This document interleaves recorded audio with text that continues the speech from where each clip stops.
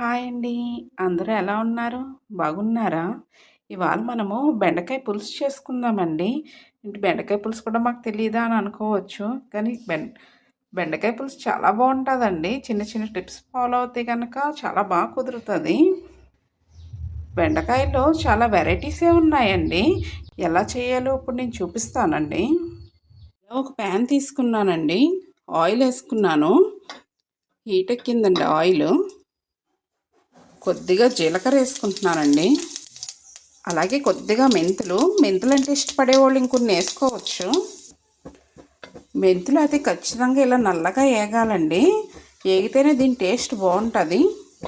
నేను ఇలా ఉల్లిపాయలు పచ్చిమిరపకాయలు చీరికలు తీసుకున్నానండి. దీంట్లో వేసుకుంటున్నాను.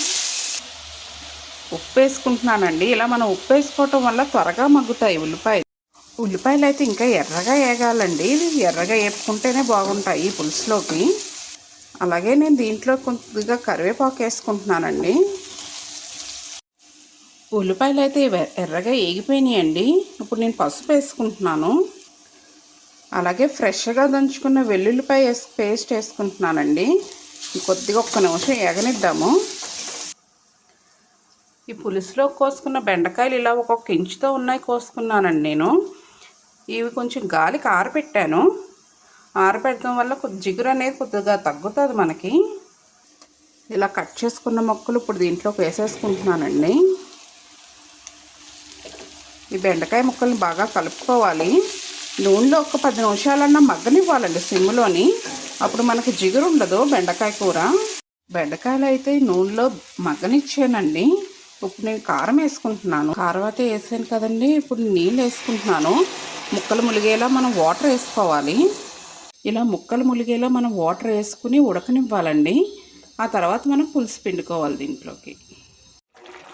మన ఈ బెండకాయ పులుసు అయితే ఉడుకుతుందండి. ఇప్పుడు నేను దీంట్లోకి చింతపండు గుజ్జు వేసుకుంటున్నాను.